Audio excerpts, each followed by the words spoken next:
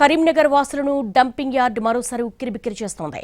ఉష్ణోగ్రతలు కాస్త పెరగగానే డంపింగ్ యార్డులో మంటలు చెలరేగాయి. దీంతో నగరంలో సగభాగం పొగ కమ్మేసింది. దట్టమైన పొగతో ప్రజలు పడుతున్న ఇబ్బందులపై మా ప్రతినిధి భాస్కర్ మరింత సమాచారం అందిస్తారు. ఓవైపు ఒక్కసారిగా పెరిగిన ఉష్ణోగ్రతలు, మరోవైపు డంపింగ్ యార్డ్ నుంచి వచ్చే పొగలతో కరీంనగర్ నగరవాసులు ఉక్కిరిబిక్కిరి అవుతా ఉన్నారు. మనం ప్రస్తుతం కరీంనగర్ను ఆనుకొని ఉన్న లోయర్ మానేర్ డ్యామ్ గేట్ల వద్ద ఉండే ఈ డంపింగ్ యార్డ్ దగ్గర ఉన్నాం మనం. ఈ డంపింగ్ యార్డు సంబంధించి ఇది ఒక సుదీర్ఘకాలంగా కరీంనగర్ వాసులను వేధిస్తూ ఉన్నది. గత 2 రోజులుగా ఉష్ణోగ్రతలు ఒక్కసారిగా పెరగడంతో డంపింగ్ యార్డ్లో ఈ మంటలన్నిటి చెలరేగాయి. డంపింగ్ యార్డ్లో ఇది పురాతనమైన డంపింగ్ యార్డ్. చిన్న మున్సిపాలిటీలోనే అత్యాధునిక సౌకర్యాలు, మన డంపింగ్లో వచ్చే ఈ గార్బేజ్ ఏదైతే ఉంటుందో, చెత్త ఏదైతే ఉందో చెత్తను సాగ్రిగేట్ చేసేందుకు అత్యాధునిక సౌకర్యాలు చిన్న మున్సిపాలిటీల్లోనే వస్తున్నాయి.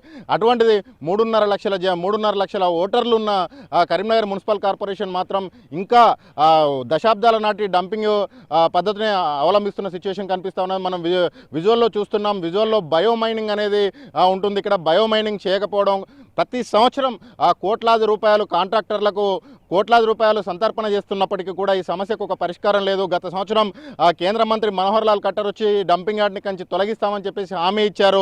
ఇటు రాష్ట్ర మంత్రులు కావచ్చు, అటు కాంగ్రెస్ బీఆర్ఎస్ 2 ప్రభుత్వాలకు సంబంధించిన కానీ ఈ డంపింగ్ యార్డ్ సమస్య నుంచి శాశ్వత పరిష్కారం చేస్తామని చెప్పేసి ప్రజాప్రతినిధులు చెప్పడమే తప్ప ఇక్కడ నుంచి ఒక్క అడుగు కూడా సమస్య ముందు కదలడం లేదు. ఉష్ణోగ్రతలు పెరిగిన ప్రతిసారి, అంటే ఇది వర్షాకాలంలో కూడా ఏమాత్రం ఉష్ణోగ్రత కొంచెం పెరిగినప్పటికీ కూడా ఒకవైపు వర్షం పడుతున్నా కూడా డంపింగ్ యార్డ్ నుంచి పొగలు మంటలు అనేటి కామన్గా మారింది.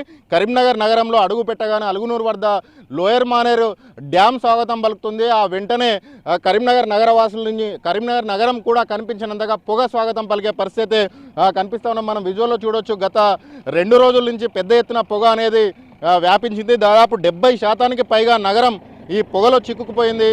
ఈ ఘాటైన వాసనలు, ఒక దట్టమైన ఈ పొగ, ఘాటైన వాసనలు, వీటిలో చెత్తలో ఉండే కెమికల్స్ కావచ్చు, వివిధ రకాల రసాయనాలు కావచ్చు, అన్ని రకాల ఆసుపత్రి వ్యర్థాలు, ఇటు పారిశ్రామిక వ్యర్థాలు, ఇళ్ల నుంచి వెలువడే వ్యర్థాలు అన్నిటినీ ఏమాత్రం విడదీయకుండా, ఏమాత్రం వాటిని వేరు చేయకుండా ఒకే దగ్గర డంపు చేస్తుండడంతో అవన్నీ ఒక్కసారి రియాక్ట్ అయ్యి ఆ రియాక్షన్ జరిగి ఈ రకమైన మంటలు, పొగలు వస్తున్నాయి.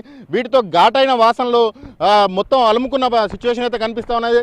ఇక్కడనే ఆటోనగర్ ఉండడం, కార్మికులు కూడా సతమతం అవుతున్నారు.